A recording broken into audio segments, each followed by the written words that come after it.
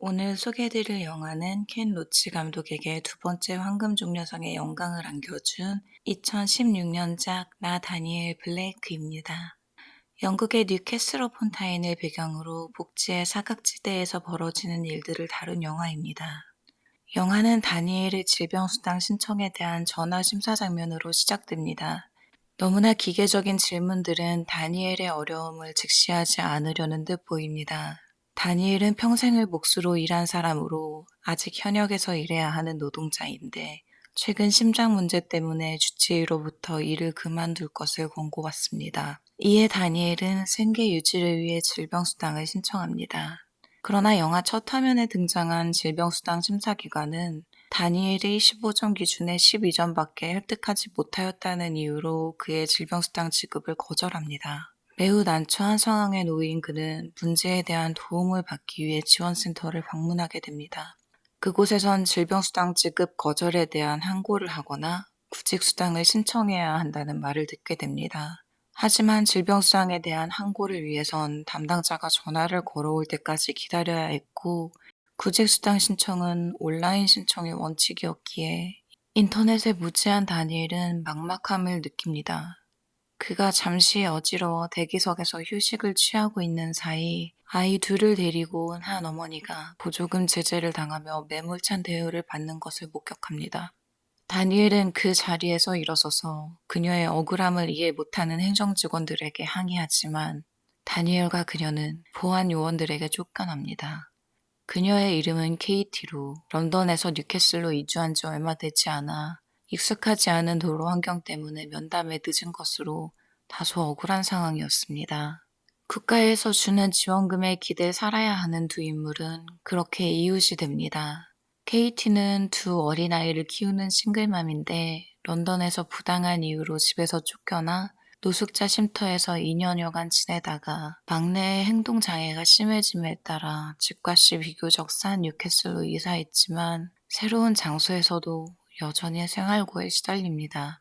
케이티와 다니엘은 왕래하며 어려운 환경에서도 기댈 수 있는 친구로 지내며 나름의 투쟁을 해나가지만 각자의 이유로 삶의 막다른 골목에 다다르게 됩니다. 서로가 이를 눈치채고 어떻게든 도와주려 애쓰지만 영화는 이들이 희망의 순간을 맞이하기 전에 다니엘의 죽음으로 막을 내립니다. 다니엘이 한 곳임에서 읽으려 했던 편지는 그의 유언이 되어 KT에 의해 그의 장례식에서 읽힙니다. 그중 일부 내용을 읽어드리겠습니다. 나, 다니엘 블레이크는 한 사람의 시민, 그 이상도 그 이하도 아닙니다. 영화의 내용이 무거운 만큼 슬픈 장면들도 많았는데요. 그 중에 어떤 장면이 가장 슬펐나요? 이 영화는 굉장히 슬픈 영화라서 한두 개 꼽기가 힘들죠. 사실 이 영화 리뷰에서 많은 분들이 얘기하는 거는 식료품점 장면이에요. 그쵸. 맞아요. 예, 이게 그 KT라는 그 엄마가 아이들 앞에서는 그런 자기의 굶주림을 숨기잖아요. 못 먹고 있어도 엄마니까 애들이 우선이고. 그러는데 이 식료품점이 그 어려운 사람들 무료로 이렇게 식료품 몇 개 가져가라고 해놓은 자리가 우리나라에도 그런 푸드 서비스가 있는 걸로 알고 있어요. 네. 그 진열장 사이에서 이 사람이 이렇게 혼자가 됐을 때 그 순간에 너무 굶주림을 못 참아가지고 통조림을 손으로 뜯어 먹다가 걸리는 그런 장면이 있었잖아요. 정말 이거는 인간의 근원적인 슬픔인 거잖아요. 내가 가난하다, 내가 소외되었다 이거를 보다 더 근원적으로 나 배고파, 진짜 배고파 죽겠어 라는 상황이 현대 영국이라는 그런 선진국에서 일어나고 있고, 그게 주는 굉장한 슬픔을 넘어서 처절함 같은 게 느껴지는 장면이었어요. 인상적이었고. 근데 개인적으로는 저는 이 장면 외에 꼽자면 스프레이로 벽에 이름 쓰는 장면이, 이상하게 이 장면은 약간 좀 밝은 분위기로 촬영이 됐잖아요. 나한테 복지기금 니네가 자꾸 삭감하는데 나 다니엘 블레이크다 하면서 그 연금공단 앞에서 시위를 1인 시위처럼 하다가 홧김에 막 스프레이로 자기 이름을 적잖아요. 거기 적는 게 바로 이 영화의 제목이잖아요. 나 다니엘 블레이크다 라고 하는 장면에서 저는 굉장히 울컥했던 게 뭐냐면은 그 주변 사람들 반응이었어요. 갑자기 웬 아저씨가 달려와가지고 다니엘 블레이크 손을 잡고 막 이렇게 들어주면서 다니엘 블레이크 경을 보라고 여러분. 어? 그러면서 막 편들어주고 그 주변에 지나가는 사람들도 막 박수도 치고 그러는 장면이 저는 이 사람의 패닉을 알아본 거잖아요. 이 근로복지공단 앞에서 완전히 어떤 아픈 아저씨가 나와가지고 나 다 실패했고 니네 나한테 돈도 안 줄 거야라고 하면서 좌절해 있는 그 상황을 이 주변 사람들의 삶도 이 동네 사람들의 삶도 크게 다르지 않은 거죠. 그걸 알아보는 거예요. 그러니까 더더욱이 우리 존재를 기억해라. 그러니까 비록 복지센터에 줄 서 있는 노인네지만 이건 존중받을 사람이다. 그래서 써라고 다니엘 블레이크 경이다라고 일부러 높여서 부르잖아요.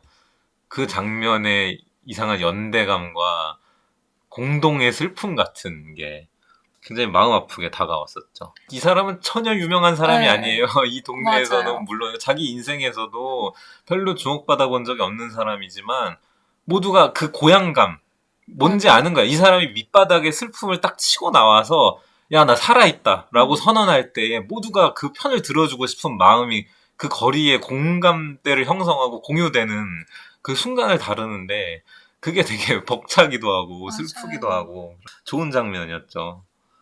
진짜로 진짜 좋은 장면이었던 것 같아요. 그래서 네. 저는 이 영화에서 제일 슬펐던 거는 처음에 다니엘 블레이크랑 케이티랑 만나는 장면인데 케이티가 아이들 둘을 데리고 왔는데도 불구하고 그 공단의 사람들이 기계적으로 보안 요원한테 끌려 나가는 장면이 있어요. 아이들이 보고 있는데. 그러니까 그 아이들의 슬픔은 어떻게 치료할 것인가. 그러니까 온정이라는 게 있을 수가 없는 거죠. 네. 사실은 그게 뒤에 일종의 변형처럼 또 KT가 어떤 큰 마트에서 걸리는 장면 있잖아요. 그 보안 요원이 굉장히 미안해하고 하면서 제가 도와드릴 수 있어요라고 명함을 주는데 일종의 매춘업소 같은 온정의 손길을 내미는 사람조차도 그런 식으로 밖에 이 사람을 수렁에 끌어들이는 또 다른 손길밖에 없는 거예요. 이 영화를 연출한 켄 로치 감독이 그 칸 영화제 황금종려상도 두 번이나 받고 굉장히 거장인데 이 사람만의 자기 분야가 있잖아요. 확고한 분야가 노동자 영화를 만든다. 그런 정체성이 있잖아요. 근데 우리가 그 말만 들었을 때 오해하기 쉬운 거는 되게 온정적인 시선으로만 그런 영화만 찍는 휴머니즘 감독이구나라고 생각하기 쉽지만 저는 이 켄 로치 감독이 대단히 날카롭게 당대적인 노동 현상, 그런 관계, 노동 지형 같은 거를 연구하고 해부하는 사람이라고 생각했어요. 예, 예를 들면 뭐 빵과 장미나 자유로운 세계라는 영화도 있죠. 그런 영화들에서는 노동에서 국경이 소멸되는 문제, 국경을 넘나드는 노동 문제 이런 걸 다뤘고 다니엘 블레이크에서는 노동 탈락계층이죠. 아프고 싱글맘이고 이런 탈락계층과 국가의 복지와의 관계에 대해 다루고 미야네오 리키에서는 플랫폼 노동에 대해 다루죠. 이거는 사회학 논문이 따로 없어요. 잘 보면 휴먼 드라마라는 거는 이런 켄로치 감독의 세계관에 있어서는 굉장히 냉철한 현실인식 위에 쌓여가는 거거든요. 그런 점이 이 켄로치 감독을 차별화시키고 되게 거장으로 만드는 요소라고 생각해요. 그 부분에서 언제적 마르크스인가 싶겠지만 그의 말을 다시 생각해보는 건 이 시대에도 의미가 있는 일이죠. 노동자는 자신의 상품으로부터 소외되고 노동 과정으로부터 소외되었고 따라서 자기 자신으로부터 소외되었다. 이처럼 노동으로부터 소외된 노동자에게 노동이란 단지 생계 수단일 뿐이죠. 노동자는 현재 그 비극의 바깥으로 벗어나기가 되게 힘들어 보여요. 그리고 우리 자신도 아무리 노력해도 그 늪의 바깥으로 빠져나가기가 너무 힘들어 보이는데 그 안에서 어린이는 어떠한가를 생각해보면 진짜 슬프죠. 아이들이 겪어내야 할 밤이 너무나도 깊고 길다. 그 밤이 끝날 수나 있을까? 이런 생각이 들더라고요. 되게 네, 따뜻한 장면도 있었죠. 네. 맞아요. 이번에 따뜻한 장면을 말해볼까요? 저는 그 KT의 아이들이 마음에 걸렸다고 하셨잖아요. 네. 근데 다니엘 블레이크가 KT의 자식들, 애기들한테 되게 잘해줘요. 되게 친절한 아저씨인데 그런 공부용 의자를 만들어주는 장면 같은 게 있었죠. 근데 저는 다니엘 블레이크가 그냥 만들어주는 것도 아니고 전문 목수였잖아요, 이 사람은.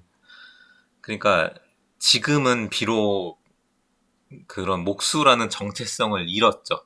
지금 백수가 됐고 사회에서 쓸모가 없어졌지만 자신의 기술이랑 자신의 쓸모라는 거를 어떻게 사용했느냐. 이 어려운 상황에서도 그런 이웃집 애기들한테 그걸 만들어줄 때 이 사람의 목수로서의 정체성이 아직 거기 살아있잖아요.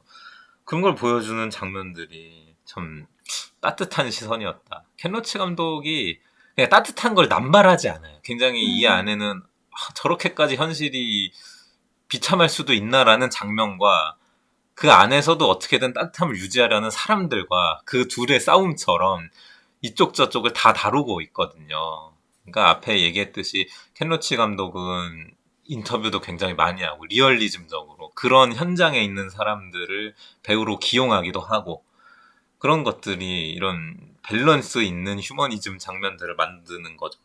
맞아요. 그리고 이 영화에서는 우리가 선명하게 짚어낼 수 있는 영화적 순간들이 있어요. 그 KT의 무료 급식소 장면, 그리고 다니엘의 벽에 낙서해서 시위하는 장면, 그리고 다니엘의 장례식 장면. 근데 실제 영화가 아닌 평범한 인간의 삶 속에도 영화적 순간들은 있잖아요. 근데 그런 장면들을 생각해보면 다니엘과 아이들이 함께한 모든 장면들?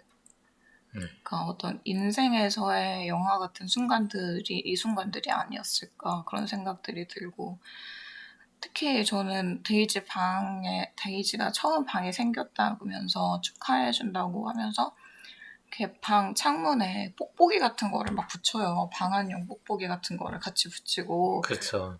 그 앞에 물고기 모비를 이렇게 걸어주면서 어때? 이러니까 햇살에 물고기들이 헤엄치는 것 같지? 이런 말들을 해요. 그리고 데이지는 아 정말 예쁘다 이런 말들을 하는데 그 말이 참 너무 따뜻하잖아요.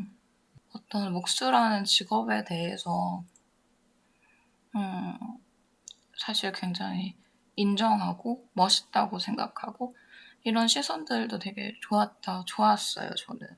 존중과 자긍심이 있는 거죠. 맞아요. 그는 동정과는 또 다른 음, 의미인 거예요. 대상을 바라볼 때 있어서. 켄 로치 본인이 만든 캐릭터에 대해서 쉽사리 그렇게 휴머니즘적인 시선은 가지고 있지만 이 영화가 그런 신파에 빠져들지 않는 이유도 그런 것 같아요. 균형 잡힌 시선으로 보고 있기 때문에 대상을 존중하면 그런 슬픔을 함부로 남발할 수도 없는 거죠. 억지 슬픔 같은 것을. 그거 되게 좋은 예. 말이다. 맞아요. 이 대상이 완전히 수렁에 빠져 있는 게 아니고 나 나름 몫으로 평생 일해왔고 좋은 몫이고 나는 손재주 하나에서 밀리지 않지 이런 자긍심을 갖고 있고 그 사람을 존중하는 마음으로 보는 게 느껴졌어요. 이 사람은 노동자랑 환자의 경계선에 서서 어느 존재로도 인정받지 못하고 있었던 이 다니엘의 어떤 인생의 순간에 살아있길 잘했다라고 생각되는 어떤 영화적 순간이 아니었을까? 그런 생각이 들어요. 정성일이 이렇게 말을 했어요. 영화적 순간들이 있는 영화가 좋은 영화다. 근데 이걸 봉준호와의 대담에서 말을 했었거든요. 그래서 봉준호는 영화에서 그런 순간들을 찍고 나서 그거를 위안 삼아, 정확히는 아편 삼아서 견딘다 이렇게 표현을 했더라고요. 네, 영화적 순간들을 진통제를 삼아서 견디는 거는 영화인만은 아니고 인간 모두가 그런 것 같아요. 우리의 인생은 영화고 그 인생에서 몇 번이고 영화적인 순간을 맞이하잖아요. 근데 참 이상하죠? 정성이랑 켄 로치를 항상 박하게 평해요. 네, 좋은 영화란 그 시네마틱 모먼트를 갖고 있는 영화고 평론가 입장에선 그런 순간이 있으면 영화를 필사적으로 방어해주고 싶어진다 이런 말을 했으면서도 자기는 켄 로치의 영화를 좋아하지 않는다. 그 영화로 정치를 하는 건 괜찮은데 정치를 영화로 하는 거는 좋아하지 않는다 이런 말들을 하긴 하거든요. 근데 저는 켄 로치 영화인으로의 켄 로치도 멋있는 사람이 아닌가 그런 생각이 들어요. 근데 그런 식의 네. 너의 정치 메시지를 영화로 담잖아라고 하는 것들을 보통 교조적이라고 말하잖아요. 프로파간다 영화냐, 네, 무슨 네. 특정 집단이나 사상을 선전하는 영화냐라는 식의 비아냥을 듣긴 하는데 켄 로치 감독의 영화는 그런 식으로 교조적이라는 느낌까지는 저는 못 받았어요. 저도 전혀 못 받았어요. 분명히 이 사람이 정치적으로 한쪽 사이드에 서 있는 거는 우리가 분명히 알 수 있죠. 노동당이에요. 딱 봐도. 공화당을 싫어하는 노동당이고 마가렛 대처를 싫어해요. 그런 정치적 선은 분명히 있지만 그걸 위해서 이상하게 자신의 스토리나 연출을 캐릭터들을 희생시키느냐 그걸 위해 제물로 삼느냐 하면은 그렇지는 않은 순간들도 저는 여러 번 발견을 했었어요. 맞아요. 저는 이 사람이 캐릭터를 그러니까 자기 시나리오 안에 있는 캐릭터들을 굉장히 존중한다는 느낌을 많이 받았어요. 이 사람들을 이용해서 정치적으로 쓴다라는 느낌보다는 이 사람은 영화를 찍고 있구나. 그러니까 이 사람은 영화 감독이구나. 존경할 만한 영화 감독이구나라는 생각을 많이 했어요. 결말에 대한 견해를 우리 한번 말해볼까요? 사실 이 결말은 비극으로 끝나죠. 네. 복지 수당을 받으려고 일종의 법정 투쟁까지 전개되는데 다니엘 블레이크의 그런 투쟁이 근데 자신이 준비한 편지 같은 거를 읽으려고 긴장한 채로 이렇게 화장실에서 몇 번이고 준비하고 그날만큼은 정장을 입고 앉아서 기다리다가 그러다가 잠깐 그 법정 판결을 기다리는 최종 선고 자리 전에 화장실에 갔다가 쓰러져서 죽게 되죠. 왜 그렇게까지 했냐? 라고 조금 억지 비극 아니야? 라고 평하는 사람도 봤어요, 저는. 네. 저는 이 결말이 그냥 감상적인 엔딩을 떠나서 실존주의적인 날카로움을 가진 엔딩이다라고 생각했어요. 그 카프카의 소설에서 굉장히 기괴한 상황들이 많이 나오잖아요. 그 상황이 던져준 질문은 존재의 불안에 대한 얘기예요. 당신의 몸이 벌레로 변하면 정신이 그대로여도 사람 취급 받을 수 있겠어? 뭐 이런 극단적인 질문. 그러니까 존재 형태에 대해서 뭐가 본질이고 너의 존재는 외형에서 결정나는 거야? 그럼 네 마음이 그대로더라도 가족이 아니게 되는 거야? 라는 이상한 질문을 던지는 거잖아요. 근데 그런 기괴한 질문이 이 안에도 사실 녹아 있어요. 다니엘 블레이크는 몸이 아파서 노동은 할 수 없는데 근데 점수가 모자라서 복지 대상은 아니야. 그럼 내 몸은 어느 정도로 아픈 거야? 딱 굶기 좋을 정도로 아픈 거잖아요. 누구의 배려를 받지는 못하지만 쓸모는 없는 사람이 되었고 그런 회색지대에서 이 사람이 이름을 박탈당하고 있는 상황에 대해 얘기를 하는 거예요. 그러니까 영화의 제목이 그냥 다니엘 블레이크가 아니고 나 다니엘 블레이크 나 내 이름으로 존재하고 싶은 사람인 거죠. 네. 하지만 세상이 뒤늦게 그의 존재를 인지할 때 다니엘 블레이크 씨가 그 자리에 계속 있을까?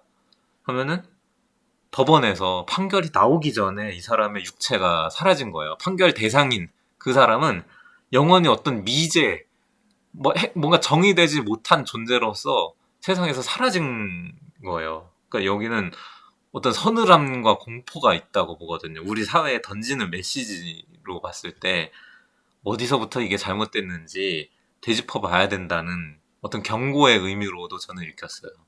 생각해보니 카프카에서도 벌레로 변한 그레고리 잠자를 가족들이 굶겨 죽이죠. 사실은 그래서 그런 얘기죠. 네, 계속 두려워하면서 그 방을 안 보려고 네, 하지만 굶겨 죽인 거예요. 가족을. 맞아요. 그냥 벌레로 변하면 죽는구나. 이런 생각을 해보면 좀 슬프죠. 그리고 15점이 기준선인데 12점이었다고 해서 거절을 그렇죠. 복지 당했었거든요. 수당을 받는 네. 제한선이 그렇죠. 아, 그러니까 어떤 카테고리에 들어가지 못한 인간이 존재 자체가 지워버릴 수도 있다는 그 불안. 그거를 다룬 거예요. 저는 그거에 어떤 감독으로서 영화를 찍는 감독이지만 현실에 대한 예의를 지켜야 하는 한 사람으로서의 선택이었을 수도 있겠다라고 생각이 드는 게 현실에 대해서 과장된 희망을 넣지 않는 게 감독으로서의 예의가 아니었을까 그런 생각도 들었어요. 별점과 한 줄평을 해볼까요? 저는 영화가 세상을 바꿀 수 있다고 믿는 마지막 감독 켄 로치. 그리고 별점은 4개를 드릴게요. 그냥 별 하나를 뺀 이유는 저는 굉장히 켄 로치 감독을 좋아하는 편이지만 뭐 혁신까지는 없죠. 굉장히 안정적인 영화 문법과 스토리로 이걸 어, 전개한 거예요. 그런 점에서 별점을 4개 드렸고, 그러니까 분명히 어떤 그게 비록 교조적이라고 욕먹기는 했지만 어느 시대의 영화 감독들은 영화를 세상을 바꿔보자는 도구로 생각했던 것도 맞아요. 음, 그건 거부할 수 없고 그걸 그런 뜨거운 피로 세상에 이롭게 영향을 끼치고 싶다라는 그런 청년 영화들이 있었죠. 그들이 모두 어디론가 사라지고 이제는 굉장히 다른 시대가 온 거죠, 말하자면. 켄 로치 감독의 방식이 낡아 있게 보일 수도 있어요. 그런 식으로 다큐적인 느낌과 리얼리티를 추구하고 리얼리즘적인 연출 방식으로 그 현장에 있던 노동자를 그대로 음. 같은 배역으로 쓴다던가 하는 방식이 좀 낡은 거 아니야라고 보일 수도 있지만 그걸 추구하고 있는 마지막 세대의 감독으로서 저는 좀 예우를 하고 싶습니다. 저는 5점 만점에 5점. 물론 이게 켄로치 감독의 작품 중에 가장 좋은 건 아니었어요. 그럼에도 불구하고 5점을 드리고 싶고 10점이 있다면 10점을 드리고 싶네요. 그리고 저는 루시드 폴의 노래가 생각이 났는데 사람이었네. 네. 저는 이거를 한 줄 평으로 하고 싶습니다. 예, 우리나라 노동 현장에서 노동 그런 투쟁 현장에서 뭐 쓰였던 문구 같은데 거기에도 사람이 있었다. 뭐 그런 얘기들 쓰잖아요. 그런 게 좀 생각이 났고 그러면은 켄 로치 감독 영화 중에 그 다니엘 블레이크가 몇 위 정도로 생각하세요? 저는 2위. 네. 몇 위 되세요? 저도 미안해요 리키와 공동 2위입니다. 저도 미안해요 리키도 2위로 드리고 네. 싶어요. 1위는 뭐였나요? 망가장이요. 아, 저도 그랬어요. 사실은 그냥 영향을 서로 주고받아서 네. 그런 이런 결과가 나올 수도 있는데 빵과장미에 대한 얘기를 좀 하자면은 켄 로치 감독 영화 중에 사실은 평가가 그렇게 좋지는 않아요. 조금 그래요? 감정적이기도 하고 좀 신파도 있고 그래서 드라마적인 균형이 좀 별로다라는 얘기가 있는데 저는 제가 본 첫 번째 켄 로치 감독의 영화였거든요. 그리고 한 두 장면 정도에서는 속절없이 무너지는 부분이 있어요. 이거는 이 강렬한 신파라면 신파고 너무 슬픈 장면이 오열하지 않고는 볼 수 없게끔 연출이 돼 있어요. 어떤 음. 장면이었나요?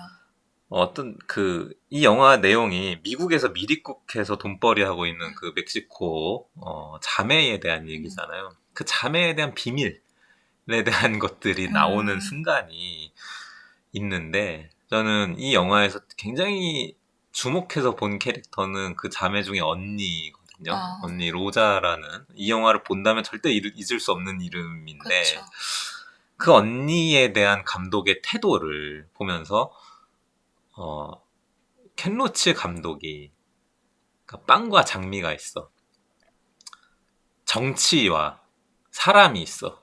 나의 정치적 메시지와 내가 영화 속에 만든 캐릭터가 있어. 뭘 지킬까? 후자를 지켰다고 생각했어요.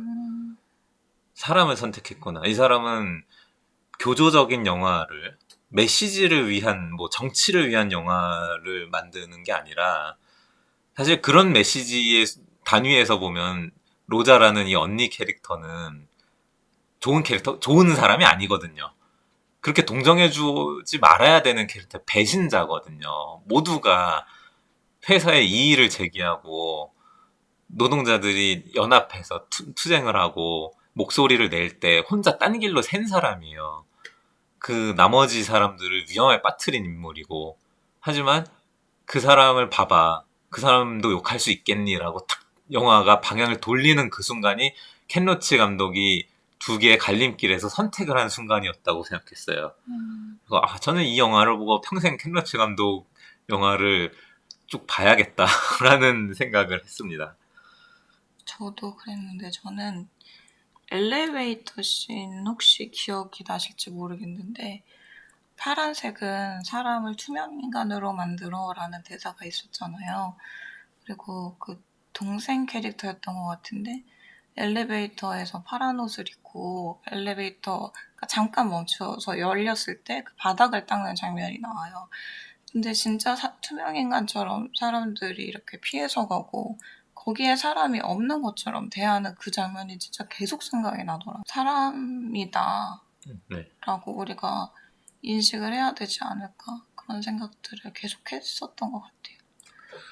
그리고 저는 진짜 빵과 장미가 기억이 날 수밖에 없는 게 저도 인생에서 제일 처음 본 켄 로치 영화였는데 그건 약간 드라마적이잖아요. 그렇죠. 그 포스터는 완전 로맨틱 코미디인 줄 알았어요. 맞아. 근데 빵과 장미라는 그 타이틀이 사실은 그런 의미라는 거는 좀 나중에 알았고 그 안에 내용도 굉장히 드라마틱하고 슬프고 이랬었는데 그 뒤에 본 케노치 감독들의 영화는 그런 류의 영화는 많지는 않긴 하더라고요. 더 가공된 얘기처럼 보이는 면이 있죠. 혹시 이 영화를 보고 떠오른 영화가 있나요? 저는 켄 로치 감독이 뭐 우리 시대의 그런 뭐 마지막 남은 감독이라 표현했지만 한 명 더 떠오르는 그 사실은 두 명인데 다르덴 형제. 네. 그쵸. 형제 감독이니까 두 명이죠. 네. 그분들 영화가 많이 떠올랐어요. 그 로제타라는 영화 보면은 굉장히 태도적으로 비슷한 부분이 있거든요.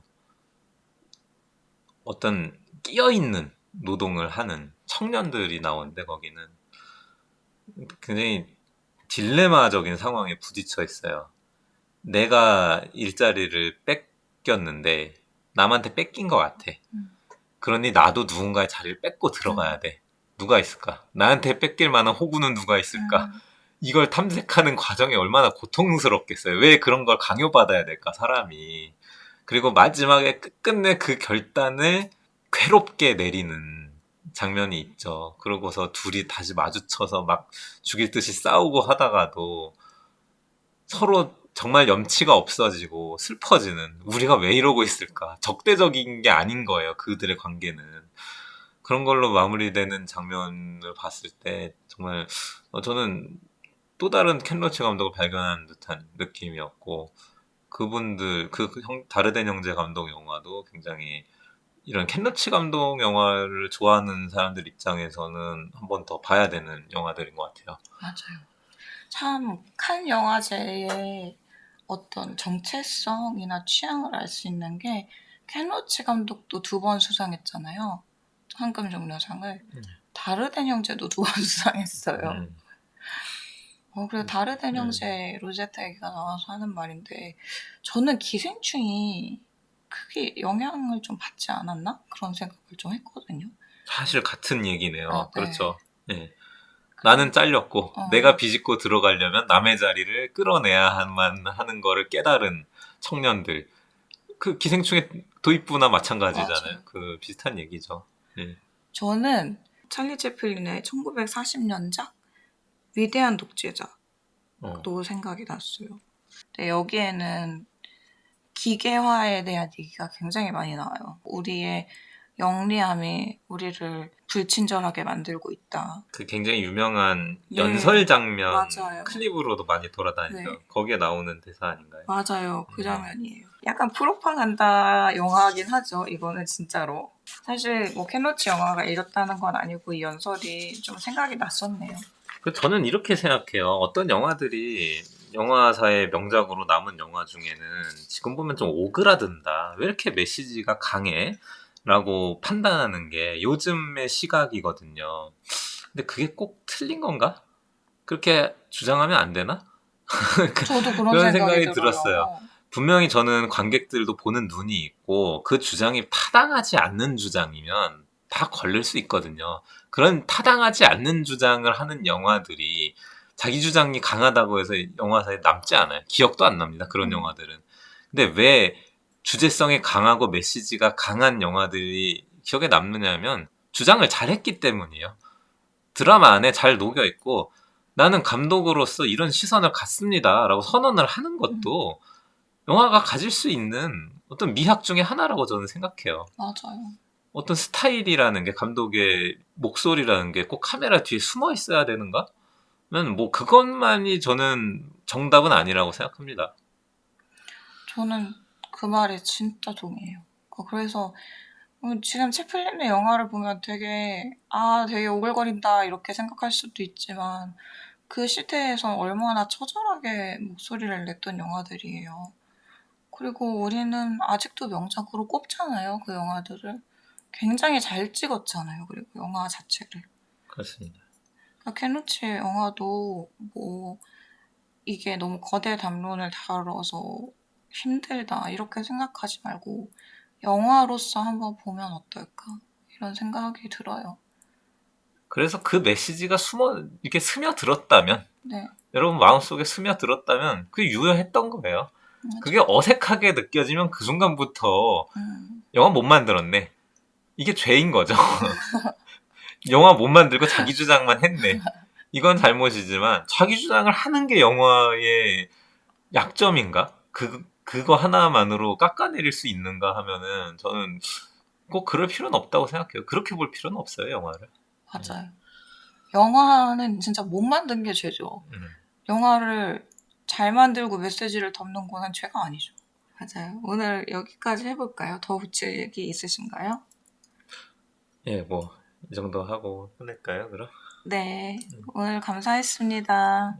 감사합니다.